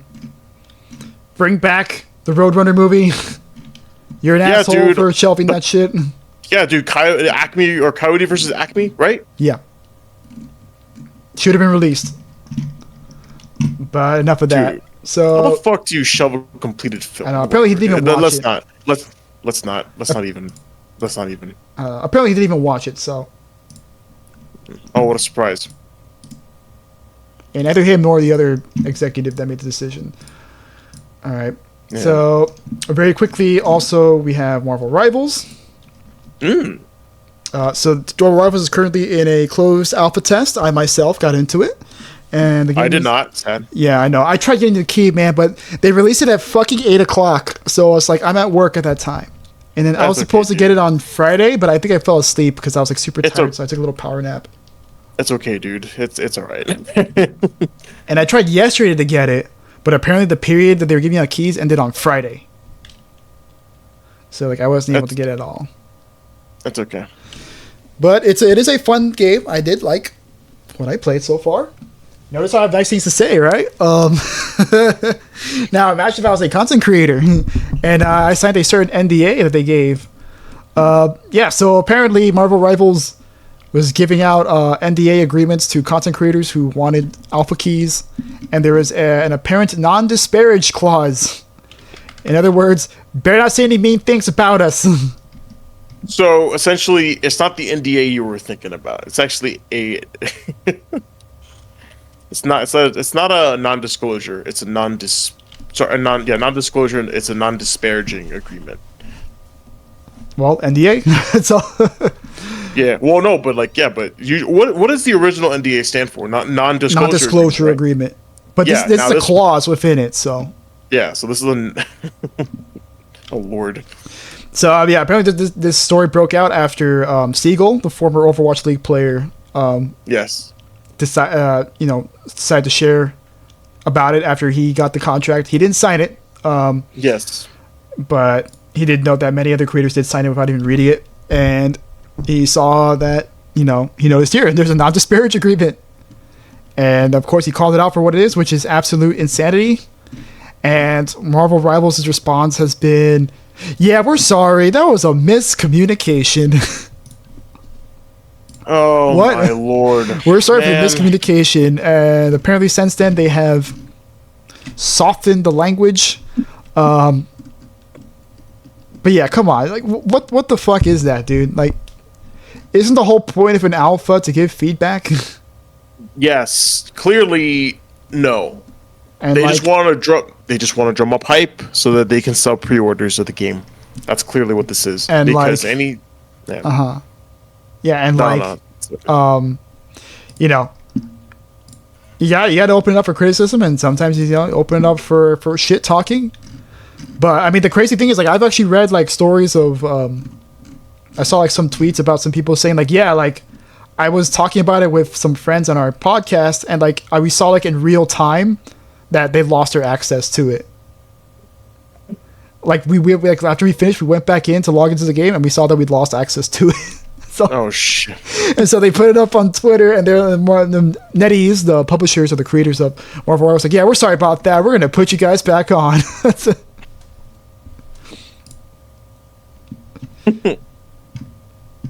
Yeah, what was it? And the original agreement contained a non-disparage section where, among other things, creators were not to be engaging in malicious comparisons with competitors or belittling the gameplay or differences of Marvel Rivals or providing subjective negative reviews of the game.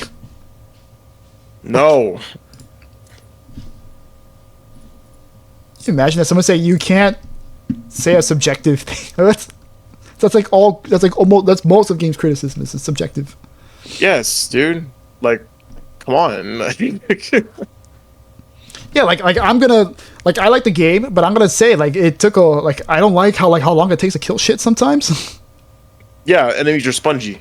Yeah, Okay. everything's like really spongy and has like really high uptime on like their mitigation. Like it's kind of like the Overwatch 1 problem where like there was too many barriers and shit, and too many immortalities, and too much healing, so like nothing died for sometimes. Yeah. And that happens even now in Overwatch 2 sometimes. This is such a puzzling story. I really hope that they don't do this for the beta. Please don't do this for the beta. That would be so dumb. Like just let people talk about the game, all right, and then just adjust it from there. Yeah, dude. Like, free and open communication, that's obviously constructive, but you're putting an arbitrary limitation on it, and it just makes you look sus, you know? So yeah. So go Siegel. Yeah, thanks, Eagle. Yeah, call him out. All right, so now let's move on to our next story. Right here. So we have our next story concerning. I'm not pressing the button. We have our next one. I was watching. I was like, I'm not pressing it. I'm not pressing it. Shut up, Destin. I'm not pressing it. Okay. All right. So we have here in a recent financial reports by Square Enix reporting on their financial year that they are going to be going through a company reboot amid tumbling profits.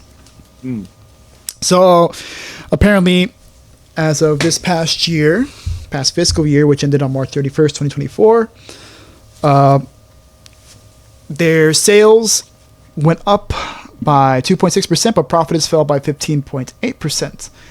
And this is... Sorry, more gas. This is attributed to... Final Fantasy VII Rebirth and Final Fantasy 16 not doing as well as expected, but also probably Foam Stars. And we have... There were some quotes here. Oh, no, I'm sorry. No, this article does not have it. But essentially they said, like, yeah, our games aren't doing as well. Like, we weren't selling as much as we would like. And a lot of our online games weren't doing as well. So apparently they're going to be taking a more aggressive multi-platform approach, as they say, which will include PC, PlayStation, Xbox, and Nintendo platforms. They also said they're going to shift to a quality over quantity approach, because as of right now, like, they've been releasing like a shitload of games. yep. Yeah, like a shitload of games. I think last year they released like 4 or 5 games. So a lot of games. Too much, in fact. And so on top of that, unfortunately, this is going to result in layoffs. So it is expected that there will be some layoffs, notably in Square Enix's publishing arm, IT, and their indie division. So, yeah, unfortunately, yeah, there's maybe some people who lose their jobs, and also Square Enix is probably going to be reducing their output, which can be some good things, and can lead some good things, lead some bad things, of course. Yeah, of course. Why am I seeing a double face? Ah. So the thing is, yeah, man, like, they've been releasing a lot of stuff, and a lot of stuff has been kind of shit, right? Like, we have Forspoken came out, and Forspoken was shit, and it failed, and then they closed the studio. They released all these live service games that just went absolutely nowhere. Like, what was that one by Platinum? Fuck, I forgot what it was called. Can't even remember. But they did try some shit with crypto, didn't they? Yeah, and then they're like, "Oh, we're gonna go into crypto and NFTs and stuff." And everyone's like, "What?" So they probably lost money on that too. I mean, I know they didn't do anything like concrete, but still, like, that probably cost you like stock money or something. Just people looking at you like you're fucking stupid. Like, why would you go into crypto? Yeah, no, of course. And then what was it? They had like the Chocobo racing game that didn't really go anywhere.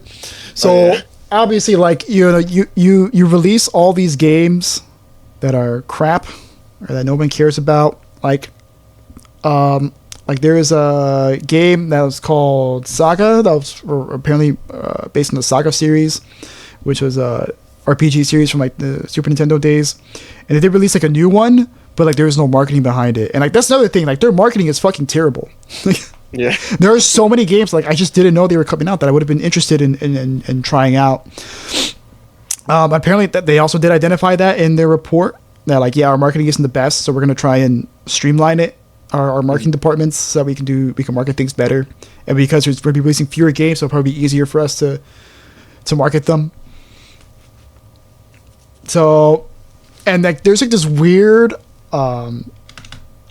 discourse surrounding Final Fantasy where like some people are like swearing that like Final Fantasy VII Rebirth, like the reason why Final Fantasy VII Rebirth isn't like doing well is because like it sucks, and like they're using it as like a chance to like shit talk it, because there's a lot of OG Final Fantasy fans Fantasy 7 fans who are just still mad over the fact that it got split into 3 parts, and also with some of the story changes that they've made. Yeah. So they're like, oh no, it's because the game like sucks, like people don't like it.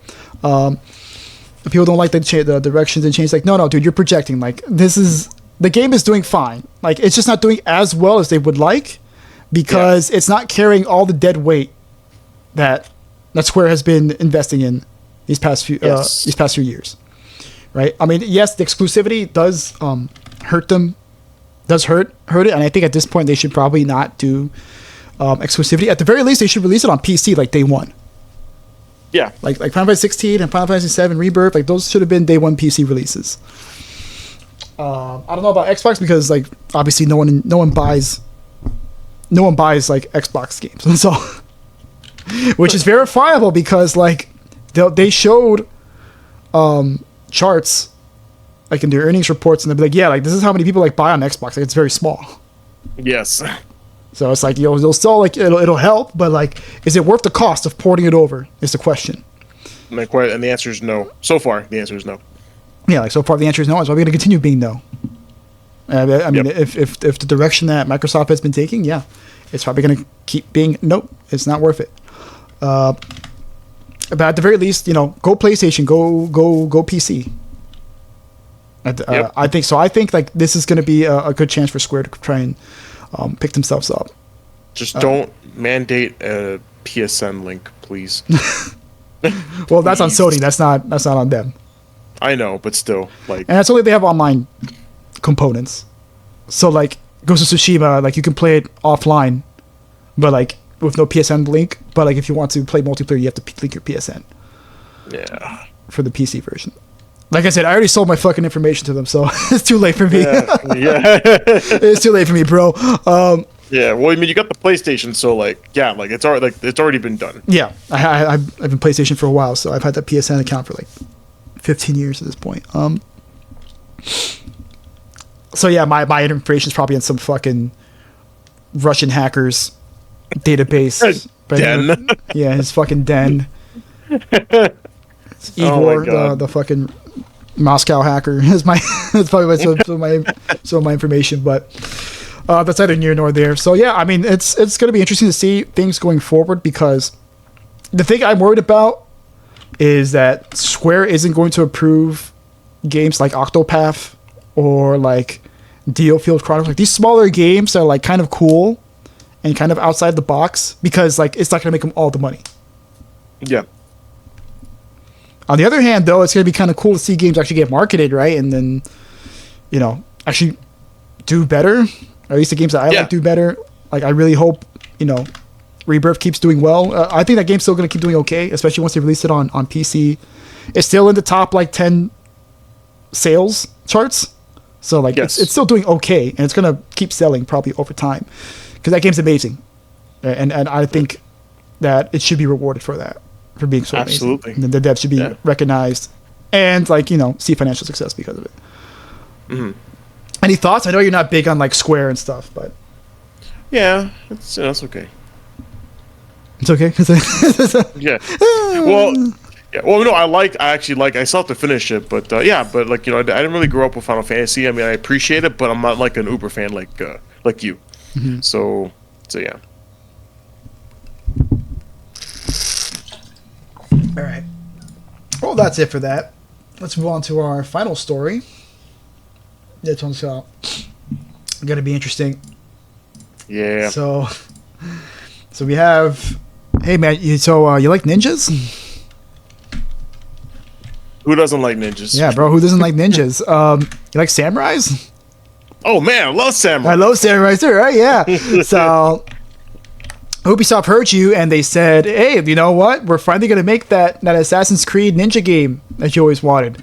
And we're also going to throw in a samurai as well for extra measure. We're also going to base it on a historical figure, right? That's not a lot of people actually know of for the samurai character. And on top of that, hey, man, you know what?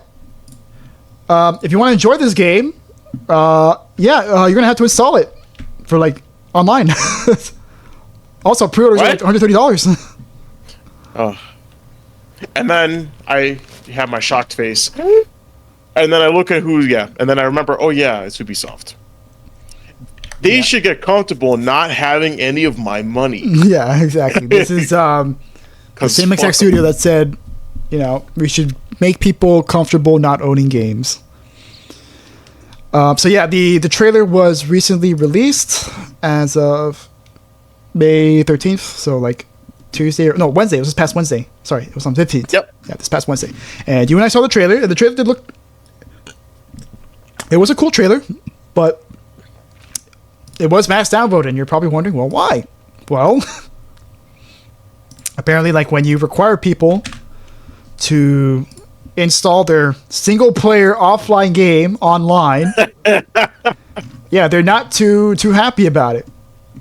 With even the physical copy requiring a fucking online download. No.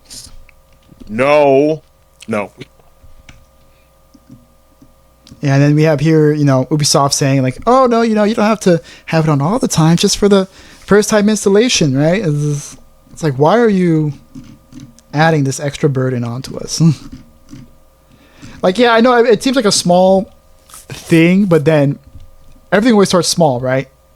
Before it gets worse, right? It was Horse Armor DLC at first, and now then it was loot boxes, and now we're like at $40 skins in fucking Valorant and shit, and Fortnite and whatever. Sorry, I think you mean Overwatch. Fortnite actually has decently priced skins. Oh really? Okay. Well, I'm using. Okay, then I'll use Valorant and Overwatch. That's why they've escaped criticism, and also the game's free to play.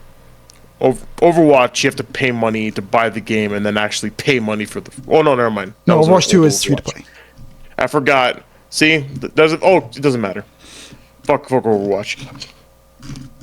But I do admit my mistake. But yeah, dude. So it's strange that the physical copy of the game you still need to download off the internet.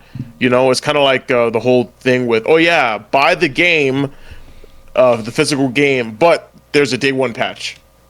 It's like, oh, okay, then what the fuck? Why do I have a physical copy of the whatever? So it's essentially that. Yeah, I mean, it's like why? Like, I have a physical version. Like back in the day, you could just pop it in, and then there you go. Yeah, like the complete game was on the disc, which kind of tells me that this game is not complete. So, which if it's not complete, like I wouldn't be surprised. It's fucking Ubisoft. It's probably another, crappy Assassin's Creed game. So. Well, I mean, that's the thing, right? Like, I was actually reading some articles about like the gameplay details, and it seems kind of cool, right? But then it's like Ubisoft find ways to ruin it with their business practices, right? So, yeah. Well, the thing is, like, they'll probably have like good ideas that they will not implement properly or just half-ass. Yeah, I mean, of course, like it's always like on paper, right? Like it looks cool on paper. Like you can play as both characters as much as you want. You could do the missions in any order that you want. Sorry, there was a fly in my apartment. Oh, okay. Yeah. Yeah, like there's two characters. Two characters both have different like play styles, and then you can do the missions with any character you want. You can play through the whole game as one character versus the other, so they give you that choice. But they also, they have stuff like you remember Brotherhood? Yes. Like like how you can build it like an agency of like assassins and stuff. Like they have something very similar to that. So like to see that return, that'd be kind of cool. Like, oh, okay. And like in a feudal Japan setting, that could be kind of cool. But at the same time, it's Ubisoft. Like I can't trust them at this point. Like no one does. No one trusts them. And it's funny because Ubisoft is not trusted for their ineptitude rather than their like awful practices. You know what I mean? Like, yeah, they have awful business practices, but Ubisoft, when compared to like Activision Blizzard, they're laughed at because of their, like I said, they just seem inept. Like, for example, with Skull and Bones, it was literally a Black Flag DLC, and the game is actually a regression as far as mechanics go. You know what I mean? Yeah, and it took them 9 years to make it. Exactly. So the brotherhood system of building an agency is probably going to be a regression in this game. That's why I was kind of like, oh, that's a good idea. Oh yeah, from brotherhood. Oh no, they're going to probably fuck it up, or like, or be like, hire or build an agency, and then you press a button, loading screen, and then boom. Oh yeah, and then of course we have all the pre-order stuff that people are just not too happy about, right? So apparently this game is also going to have a season pass, and it's going to have New Game Plus behind, I forgot which edition, but you don't get in the base edition, right? If you want New Game Plus, you got to pay, like, I think it's the Gold or Ultimate. I don't remember which one. And there's also missions locked behind the paywall, just like Outlaws. So this is a tweet from Actman. And then, of course, they have their own, subscription model, just like we were talking about, right? The subscriptions, you can pay money for that. Oh, if you want to get all this stuff, you can just give us $18 a month, right? So all around, like, it just puts a bad taste in people's mouths when they see this kind of stuff. Before we've even seen any gameplay, because we don't know. All we have is the pre-rendered trailer, right? And it's a cool pre-rendered trailer, but it's just that, a pre-rendered trailer. That's it. It's stupid. It's so awful. It's so. Honestly, I think it's just going to be more shit from Ubisoft. Another example of quadruple A gaming. So. Yeah, we'll have to see. But I mean, that just about closes it for all of our news, man. Yeah, pretty much. Yeah. Yeah. So you want to sign us out? Yes, absolutely. Thank you guys so much for joining us for this episode of Two Bar Connection. I know it was a little bit of a downer with all the Microsoft stuff, but thank you for listening to us trudge on through it. Please leave a like and subscribe. Leave a comment for any stories that you want us to cover in the future. And you can also find us not just on YouTube, but Apple Podcasts, Amazon Music, and Spotify as well. And thank you very much. Yeah, so once again, thank you very much for listening. Good morning, good afternoon, wherever you are. Peace. Bye, everybody.